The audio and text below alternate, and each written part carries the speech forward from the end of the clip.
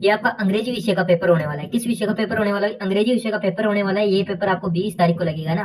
तो ये complete paper मैं आप सभी के लिए लेके आ चुका हूँ। ये का ये पेपर आपको 100% आपके एग्जाम में छपने वाला है, ठीक है। तो इस पेपर को कंप्लीट तैयार करके जाइएगा। ये जितनी भी 20-25 मिनट की जो वीडियो है इसको आराम से देखिएगा, प्रत्येक क्वेश्चन की अच्छे से प्रैक्टिस कीजिएगा। ऐसा का ऐसा पेपर आपके एग्जाम में आने वाला है। तो यहाँ पे देखिएगा, अनुक्रमांक को आपको अंकों में लिखना है। जो आपके प्रवेश पत्र में जो रोल नंबर दिए होंगे आपको उनको लिखना है, ठीक है। प्रवेश पत्र में जो आपको रोल नंबर दिए होंगे उनको आपको क्या लिखना है? यहाँ पे किस में लिखना है कि अंकों में लिखना है, फिगर्स में। फिर यहाँ पे आपको क्या लिखना है? अनुक्रमांकों को शब्दों में लिखिए। यहाँ पे आपको शब्दों में लिख देना है। फिर शब्दों में लिखने के बाद यहाँ पे आपको कुल प्रश्न 19 आए हैं आपके पेपर में। तो इन 19 प्रश्नों को अच्छे से रेडी कर लीजिएगा। आप आपके जो पूर्णांक है, मैक्सिमम मार्क्स 70 नंबर है, तो 70 में से 70 मार्क्स आप अचीव कर पाएंगे। 3 घंटे 15 मिनट का पेपर है। यहाँ पे अच्छे से तैयार कर लीजिएगा। हैंड राइटिंग आपको 1 नंबर लिखनी है, तो हैंड राइटिंग के आपको 5 नंबर एक्स्ट्रा मिलते हैं। ये चीज ध्यान रखिएगा, है ना। वो आपके बुक के क्वेश्चन आंसरों में कवर होती है। ये सब चीजें आपको पता होनी चाहिए। यहाँ पे देखिए, कक्षा 10वीं द्वार्षिक परीक्षा 2025-26 का ये पेपर है। यहाँ पे आपके स्कैनर लगे हुए हैं। यहाँ पे आपको देखो सामान्य अनुदेशन दिए हुए हैं। सामान्य अनुदेशन यानी कि परीक्षार्थी प्रश्न पत्र के पहले पृष्ठ पर अपना अनुक्रमांक अवश्य लिखें। दूसरा है कि प्रत्येक प्रश्न के सामने उसका भार अंकित करें, ठीक है। तो यहाँ पे देखिए, यहाँ पे जनरल इंटरेक्शन दिए गए हैं, है ना। और पहला देखिएगा यहाँ पे कि सभी प्रश्न आपको क्या करने हैं? कंप्लीट प्रश्न आपको करने अनिवार्य है, यानी कंपलसरी है। तो ये चीजें आपको पता होनी चाहिए। ये पूरे प्रश्न आप अचीव करोगे तभी आप 70 में से 70 मार्क्स ला पाओगे। यहाँ पे देखिएगा, पहला ए सेक्शन आपका, ये ए सेक्शन है जो रीडिंग सेक्शन आएगा आपका। किसका आएगा? रीडिंग सेक्शन आएगा। ये किसी को नहीं पता, इसमें सिर्फ आपको माइंड लगाना होता है। इसमें क्या लगाता हूँ, क्या लगाना होता है भाई? इसमें माइंड लगाना होता है। इसमें सिर्फ सिर्फ और सिर्फ आपको माइंड लगाना होता है। माइंड क्या लगाना होता है? इसके अंदर आपको बोले माइंड लगा के इसको सोल्व करना होता है और आप 6 में से 6 मार्क्स अचीव कर सकते हो। देखिएगा, इसका फुल सॉल्यूशन मैं देने वाला हूँ आपको। इस पैसेज को आपको आराम से पढ़ना है। ये स्वामी विवेकानंद के बारे में पैसेज है आपका। किसका है भाई? स्वामी विवेकानंद का पैसेज है। यहाँ पे देखिए, स्वामी विवेकानंद इंस्पायरिंग पर्सनैलिटी में स्वामी विवेकानंद के बारे में है। तो पहला प्रश्न देखिएगा, मैं डायरेक्ट आपको प्रश्न बताता हूँ। तो पहला प्रश्न देखिएगा, स्वामी विवेकानंद हेड है। स्वामी विवेकानंद हेड है। तो यहाँ पे आपका हो जाएगा, यानी कि यहाँ पे आपका हो जाएगा कौन सा ऑप्शन है? सी वाला ऑप्शन हो जाएगा, एन इंस्पायरिंग पर्सनैलिटी, जो कि आपको पहली लाइन में ही आपको दिख गया होगा, पर्सनैलिटी, इंस्पायरिंग पर्सनैलिटी। तो यहाँ पे सी ऑप्शन आपका बिल्कुल क्या हो जाएगा? करेक्ट आंसर हो जाएगा। अगला प्रश्न देखिएगा प्यारे बच्चों कि where was parliament of religion held, है ना। पार्लियामेंट के क्या लिए पूछ रहे हैं? रीजियंस पूछ रहे हैं, रीजियंस हेल्ड है। तो इसमें जैसे आप पैसेज में देखोगे तो आपको यहाँ पे आपको सी ऑप्शन आपका बिल्कुल यहाँ पे क्या हो जाएगा? इन चीजिको में था, है ना। किसके अंदर था भाई? चीजिको के अंदर था पार्लियामेंट। और अगला देखिएगा, आपका तीसरा क्वेश्चन आपसे क्या पूछा है कि विज रिजाइन डिड, क्या पूछा है? Swami ji respected in America, America, ठीक है। स्वामी जी थे रेस्पेक्टेड इन अमेरिका। अमेरिका हम किस में करते थे? हिंदुस में करते थे। इनकी ऑप्शन नंबर बी वाला यहाँ पे आपका बिल्कुल क्या हो जाएगा भाई? करेक्ट आंसर हो जाएगा। पहले बच्चों तीसरा क्वेश्चन देखिएगा। तीसरा क्वेश्चन आपका से क्या बोल रहा है आपका?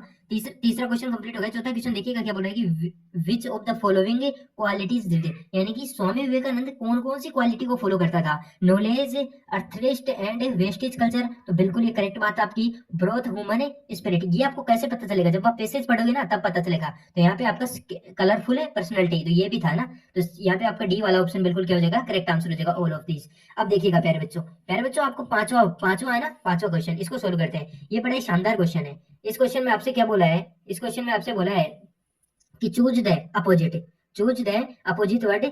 अपोजिट वर्ड पूछा है आपको। अपोजिट का मतलब क्या होता है भाई? विलोम होता है ना। तो इंसेप्टनेस, इंसेप्टनेस का आपको क्या पूछा? इंसेप्टनेस का होता है कि आपको कोई क्या नहीं है भाई, यहाँ पे किसी कार्य में परिपूर्ण नहीं हो, अकुशल हो, है ना। तो इसका आपको हो जाएगा इंस्पायरिंग कर देना, है ना, या डी ऑप्शन कर देना इंस्पायरिंग, ठीक है। तो अगला देखिएगा कि चूज द सिमिलर वर्ड। अरेडेंट, अरेडेंट का क्या पूछा आपको? सिमिलर, यानी कि सिनोनियम पूछा आपको अरेडेंट का। अरेडेंट का आपको क्या पूछा भाई? सिनोनियम पूछा है। तो सिनोनियम इसका हो जाएगा फेवर्ड, यानी बी वाला ऑप्शन आपका इसमें क्या हो जाएगा भाई? राइट आंसर हो जाएगा। प्यारे बच्चों, पूरे के पूरे 6 में से 6 मार्क्स आप अचीव कर पाएंगे। 6 में से 6 मार्क्स आपके कंप्लीट हो गए भाई। 70 में से 6 मार्क्स का आपको जुगाड़ कंप्लीट हो गया, यानी कि 4-5 मिनट की वीडियो देखिए आप 6 मार्क्स आप आराम से अचीव कर लिए। अब देखिए भाई, दूसरा पैसेज देखिएगा, उसे उसी केयरफुली का मतलब होता है सावधानी पूर्वक, सावधानी पूर्वक इसको पढ़ना है और फिर इसके आंसर देना है। तो देखिएगा, अगले प्रश्न पर चलते हैं।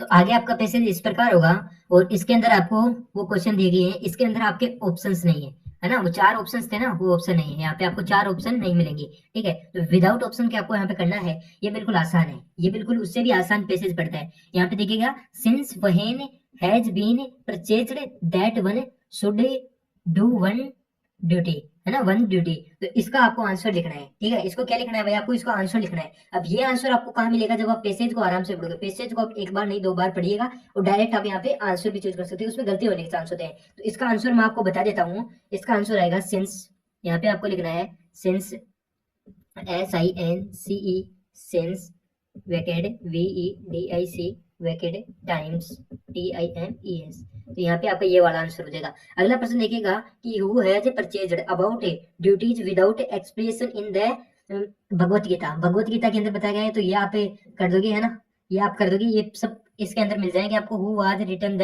अर्थशास्त्र, यहाँ पे अर्थशास्त्र के बारे में, जैसे अर्थशास्त्र को किसने लिखा था ये बताना है। तो किसने लिखा था भाई, कौटिल्य ने लिखा था, है ना। किसने लिखा था, कौटिल्य ने लिखा था।